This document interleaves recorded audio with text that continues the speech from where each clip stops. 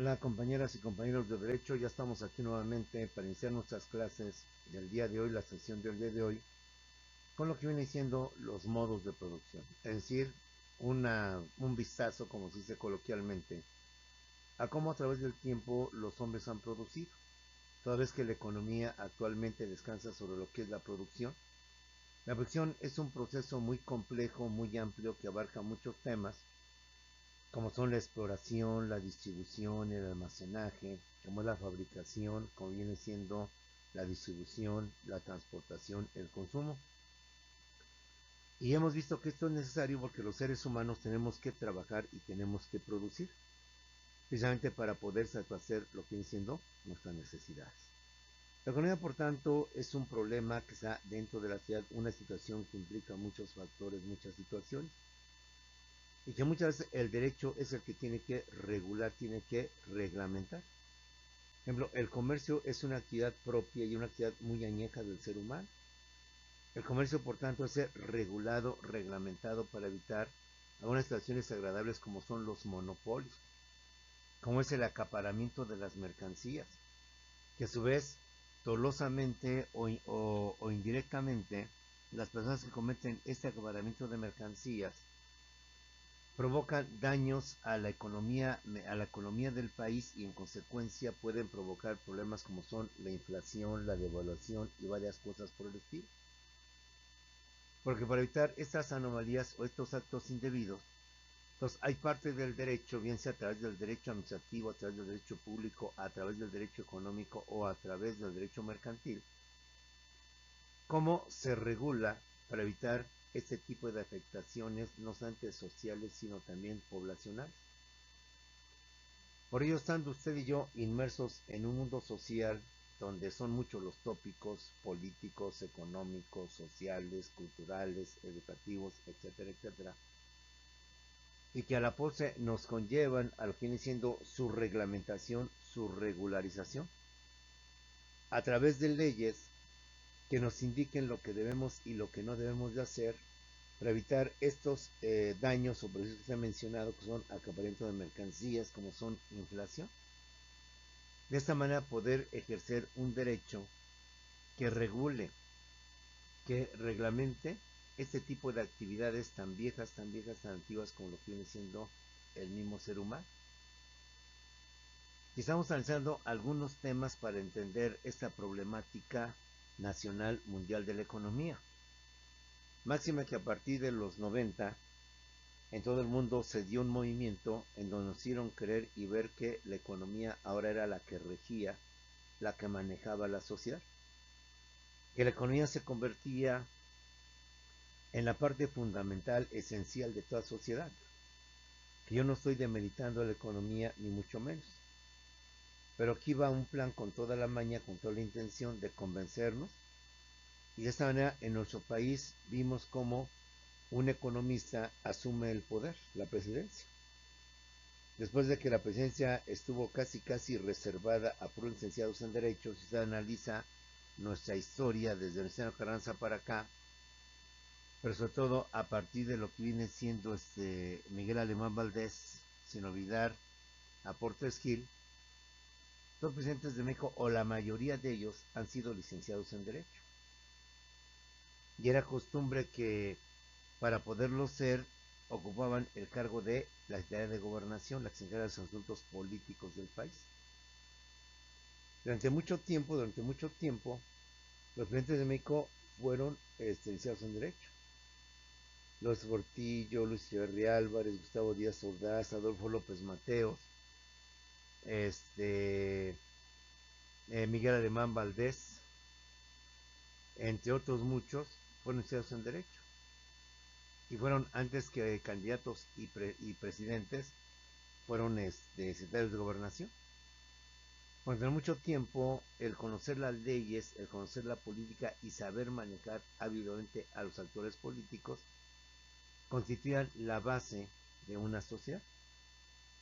Hoy han cambiado las cosas a partir de los 90 y aunque no se ha logrado al 100%, en cuanto a presidente economista, sí se ha logrado que la economía tenga ese rango, esa superioridad, ese poder dictando lo que vienen siendo las reglas de la sociedad. Por eso, un argumento más, una razón más por la cual, aunque usted va para abogado, pues quítese esa idea, compa, con todo respeto, de que tiene que ver la economía con el derecho.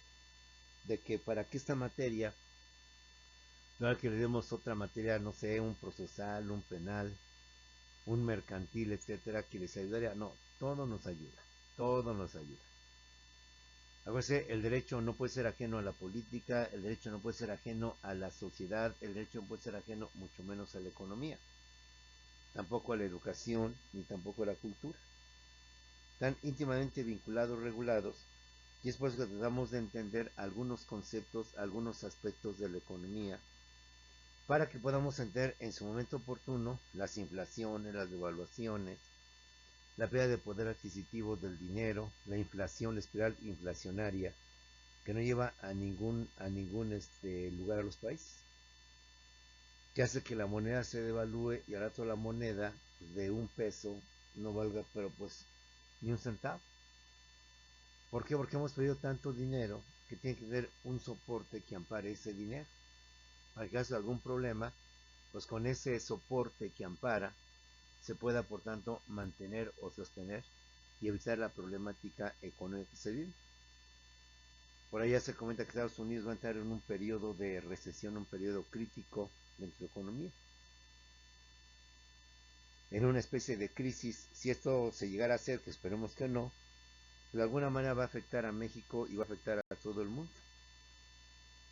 El conflicto que se tiene entre Estados Unidos con China, el conflicto que se tiene entre varios países, puede también malgastar a la sociedad y también traer consecuencias legales, consecuencias que habrán de ser juzgados, sentenciados, quienes en su momento oportuno incitaron a la violencia, quienes en su momento oportuno causaron más que una manifestación daños. Estamos analizando los modos de producción, es decir, las diversas maneras de esos estilos en cómo el hombre a través del tiempo, a través de su evolución, ha venido creando varios modelos, varias formas para poder producir. Ya no podemos dejar que la naturaleza por sí misma nos dé los bienes que necesitamos para poder sobrevivir. Entonces, hemos visto que a través del tiempo el hombre se ha usado de varias maneras hablando económicamente. Porque si hablamos laboralmente, la República Mexicana se divide en dos zonas. Hablando electoralmente, la República Mexicana se divide en distritos electorales y así por el estilo. Pero hablando históricamente y económicamente, hemos visto que los modos de producción han sido, número uno, la economía primitiva. Número dos, el esclavismo que vamos a ver y a terminar de desglosar el día de hoy. Tres, el feudalismo. Siguiente, el capitalismo, que nos lleva al comunismo. Y por último, el socialismo, que nos conlleva a lo que viene siendo el comunismo. Y actualmente, aunque ya no es con la misma intensidad, durante mucho tiempo se perdió mucho el sentir de la ideología del país, si era un país socialista, un país capitalista. El pánico que se causó con López Obrador fue precisamente derivado de eso, que con Obrador iba a haber mayor inflación, iba a haber pérdida de poder adquisitivo, iba a haber los más grandes males del mundo económicamente hablando. Y que él ha venido a cambiar ese modelo, el famoso modelo liberal, por otro modelo, para que se tenga un mejor nivel de vida, una mejor calidad de vida para todas las personas. Soy el profesor Simón Peralta, vamos a entrar de lleno con teoría económica y iniciamos con una materia, uno de los temas que es el famoso esclavismo, segunda parte.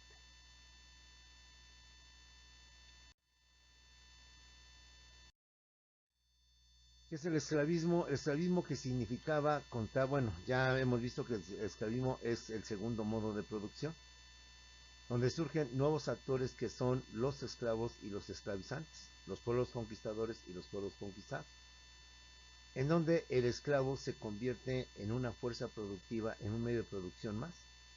El esclavo es considerado igual que un animal, igual que un objeto, por lo cual se puede disponer libremente de él. El esclavismo, que significaba contar con una fuerza de trabajo gratuita, con disponibilidad absoluta, que además se reproducía por sí misma, permitió un periodo de auge, con lujos de prosperidad para los unos y desarrollo a la humanidad. El esclavismo, como ya lo vimos, es la primera explotación del hombre por el hombre, donde al esclavo se le consideraba peor o igual que un objeto, que una cosa al cual se podía comprar, se podía vender, el cual inclusive el amo o el dueño de ese esclavo podía disponer de su vida matándolo, sin que por ello fuera castigado la persona, pues el esclavo llegó a tan bajísimos niveles, considerado como algo normal, algo válido. Dentro de lo malo, ahí está el esclavismo, pero dentro de lo malo podemos tratar algo bueno, no sin intención de alegría o felicidad, sino con intención de ver como un logro. El esclavismo, compañeros, como usted bien lo sabe, significaba contar con una fuerza de trabajo gratis, es decir, que el esclavo me iba a trabajar gratis.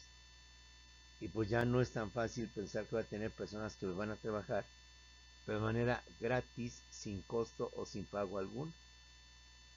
Quienes además de ofrecer su trabajo gratuitamente, tenían una disponibilidad absoluta, que además se reproducía por sí sola, que además, como ellos se reproducían por sí solos, permitió un periodo de auge de prosperidad, con lujos para los unos y desarrollo a la humanidad. El mismo tiene su punto malo, su punto negro, su punto negativo. Dentro de tantos males, dentro de tantas fallas, de tantos problemas, se tuvo el acierto, o se tuvo la idea de que al mismo tiempo se podía prosperar, y se prosperó. ¿Por qué? En esta etapa se crea una tercera o cuarta división del trabajo, formándose el trabajo físico y el trabajo intelectual. La llegada de los esclavos apareció el ocio creativo, es decir, el surgimiento de administradores, filósofos, artistas y dirigentes, sentando lazos para la oposición entre el trabajo físico y el trabajo intelectual. Dado que la mano de obra barata existía, los conquistadores, amos y señores de los esclavos, pues ya no tenían que trabajar el campo, la cosecha, la siembra y todo lo que implica todo esto. La minería y demás trabajos fuertes. Ahora los conquistadores tenían el llamado ocio creativo, y que no tenían que preocuparse por la cosecha, por la siembra o por los frutos del campo. Ya estaba el siervo, a quien se había dotado de una parcela, una parte del feudo que era tan grande, para que viviera con su familia, pero a cambio de darle ese espacio en donde habitar, y con el tiempo se convirtió en en otra actividad, permitió que los conquistadores tuvieran y pudieran dedicarse al análisis, a la reflexión, al estudio, a la investigación. Dando por ello que aparece un trabajo intelectual, un trabajo, perdón, físico, representado por los esclavos, y un trabajo intelectual representado por la nueva clase social que empieza a surgir en esta nueva etapa llamada esclavismo. Con esta situación surgen las artes y surgen las ciencias. El esclavismo trae consigo el surgimiento y florecimiento de las ciencias, el surgimiento y florecimiento del arte, de la cultura en general, y la aparición de grandes filósofos.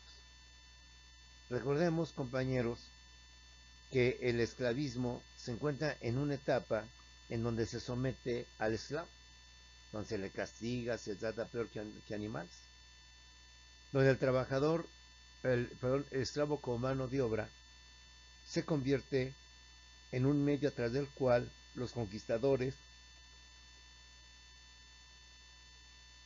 dejan de preocuparse por la producción, donde los conquistadores dejan de dedicarse al campo, pues para eso ya tienen mano de obra barata, gratuita, que tienen manos de obra que le trabajen, lo que viene siendo la información, que aparecen ahí los filósofos.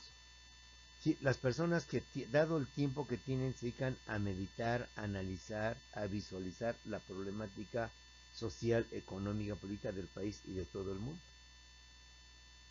Aparecen, compañeros, los grandes filósofos desde los presocráticos, es decir, antes de Sócrates, hasta propiamente los clásicos, Sócrates, Platón y Aristóteles. Y terminan y concluyen con lo que vienen siendo otro tipo de grupos de filósofos, pero de menor importancia que los que acabamos de mencionar. Si puede hablarse que el esclavismo trajo algo bueno, entrecomillado algo bueno, es que el conquistador, al ya no tener que dedicarse al campo, a la siembra, a la cosecha, al quedar libre de tiempo, nada más vigilar que los siervos cumplan con su faena, cumplan con su producción, entenderás que entonces este tipo de conquistadores tuvieron la oportunidad, y lo hicieron bastante bien, de hacer del ocio o de su descanso, como se quiera llamar, una actividad tan fuerte que permitiera que nuevamente el ser humano pensara, razonara, reflexionara, y el ser humano creara el florecimiento de las ciencias, del arte y la cultura. Aparecen filósofos de la talla de los presocráticos, Anaxímenes, Anaxágoras, Pitágoras, etc. De la, de la, de este pensamiento aparecen las ideas que van a revolucionar lo que viene siendo al mundo. Y van a empezar a reflexionar sobre los enigmas de forma racional. Ejemplo, hasta antes de los filósofos, los grandes enigmas se resolvían a través de Dios. Que porque llovía, tronaba o temblaba, era Dios el que realizaba todo esto. Aparecen los filósofos y son ellos quienes tratan de escudriñar el mundo, la naturaleza y explicar las grandes cosas del ser humano. Pero ya no lo hacen a través de los dogmas religiosos, a través de las creencias religiosas, sino que ellos tratan de comprobar en un primer principio la existencia de Dios por medio de la razón. Es decir, a Dios no se le encuentra por medio de la fe. Por medio de la fe, dirían por ahí, de la fe ciega, de la fe que no te permite razonar. Los filósofos, a diferencia de los demás, tratan de explicar la esencia, la naturaleza del ser humano a través de lo que viene siendo su razonamiento y tratan de comprobar la existencia de Dios por medio de la razón. Si bien la filosofía floreció en el esclavismo como nunca más se dio en Grecia, no solo fue de... También aparecen grandes escritores, grandes literatos, que vienen a través del lenguaje a darle belleza al lenguaje, a darle encanto a lo que viene siendo el escribir o bien el hablar. Aparecen grandes escritores como Sófocles y sus 7 tragedias, Homero con la Ilíada y la Odisea, Eurípides y Esquilo, entre otros muchos más. Y que a través de sus historias o a través de lo que vienen siendo sus narraciones, el autor nos va embelleciendo el lenguaje, nos va haciendo ver la belleza del lenguaje, de explicar las cosas por medio de la palabra hablada o por medio de la palabra escrita. Esos escritores, como son Sófocles y las 7 tragedias, como son la de Electra, Antígona, Edipo Rey en Colono y Edipo, constituyen una pléyade de grandes escritores que valoran lo que viene siendo sus aportaciones. Pero no solamente fueron los escritores, también estuvieron grandes historiadores como fueron Herodoto, quienes a través de sus crónicas, a través de sus historias, nos cuentan, nos relatan, nos hablan de la vida, de cómo se llevaba a cabo en aquellos tiempos y de cómo se llevaba a cabo las relaciones entre los medios de producción y los modos de producción.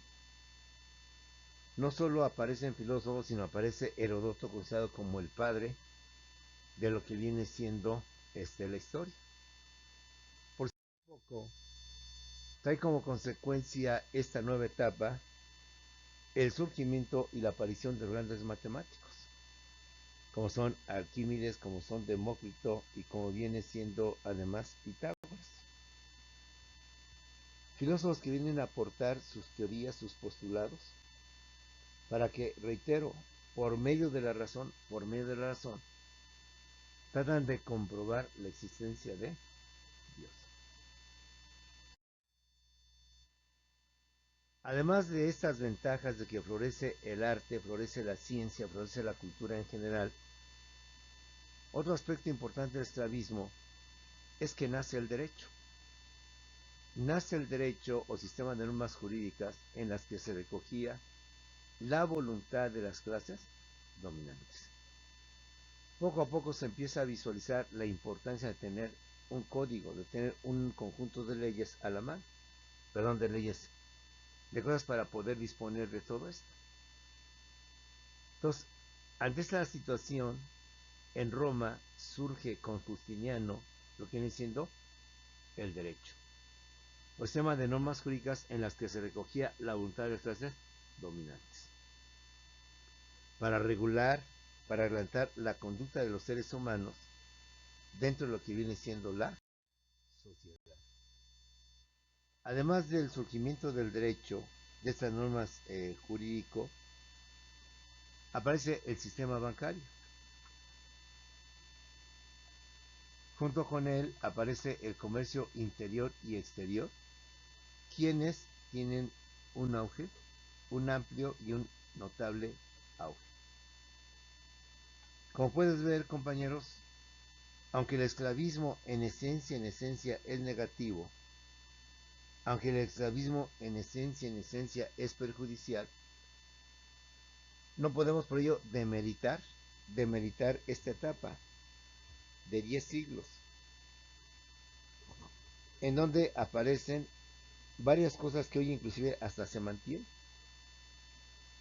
Aparece el sistema bancario, el comercio exterior y interior y exterior tiene un notable auge, un notable progreso. Máxime con el descubrimiento del continente americano, en donde el comercio obtiene un mayor desarrollo. El Estado o la autoridad se convierte en el nuevo poder, en una comunidad que ya no se une por vínculos sanguíneos, sino ahora se une otro tipo de sentimientos, otro tipo de sensaciones, otro tipo de motivos. El Estado se convierte en el nuevo poder, en una comunidad que ya no se puede unir por vínculos sanguíneos. Como eran los antiguos reinos, donde el rey era rey hasta que muriera, y mientras no muriera, él seguirá siendo el rey.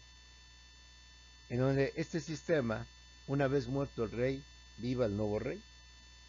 El primogénito o el hijo del rey que había muerto, por derecho divino y por naturaleza, él era ahora lo que viene siendo la autoridad. En el feudalismo, el Estado se convierte en el nuevo poder, en una comunidad que ya no se puede unir por vínculos sanguíneos. Surgen dos clases sociales antagónicas. Estas nuevas clases sociales antagónicas, contrarias, enemigas, era de los conquistadores o explotadores y esclavistas. Y la segunda generación o segunda parte lo convierten los conquistados, que son los explotados o esclavos. Ya es que hablamos de conquistadores y habla de esclavistas y de conquistados, ya es tiempo de poner a lo que viene siendo la atención a estos cambios. Originalmente, todos en comunidad primitiva, todos participaban de todo, se compartían alimento, se compartían todo lo necesario para poder sobrevivir. El conocimiento de las grandes culturas y el desarrollo de las guerras y la lucha entre estas culturas, entre estos pueblos, van a dar lugar a lo que vienen siendo dos nuevas clases sociales. Por un lado aparecen los conquistadores o explotadores o esclavistas, y por otro lado aparecen los conquistados, los explotados o lo que vienen siendo los. Ante la necesidad de un orden para intercambiar, se creó a la vez una clase más, los mercaderes, quienes eran los intermediarios entre el productor y el consumidor. Dado el auge que lleva a cabo el feudalismo, perdón, el esclavismo en esta época, se crea a la vez una clase social más, la de los mercaderes, la de los comerciantes, quienes eran los intermediarios entre lo que era el productor y el consumidor, y como a la fecha siguen siendo ellos parte de los intermediarios, porque en el estricto derecho se presta con motivo de la situación que pudieran ampliar lo que vienen siendo sus actividades. Terminación. El esclavismo termina en el año 476 después de Cristo con la caída y derrota del Imperio Romano de Occidente y su capital Roma, ante la invasión de los pueblos bárbaros del norte de Europa, conformados entre otros por los godos, los visigodos, los ostrogodos, etcétera, etcétera. Y con ello la terminación de la Edad Antigua. Como podemos ver, la Edad Antigua le corresponde el primer modo de producción, perdón, que es ni más ni menos que la caída del Imperio Romano, como el prototipo o el ejemplo de grandes culturas y civilizaciones de la antigüedad. Pasamos a la segunda etapa históricamente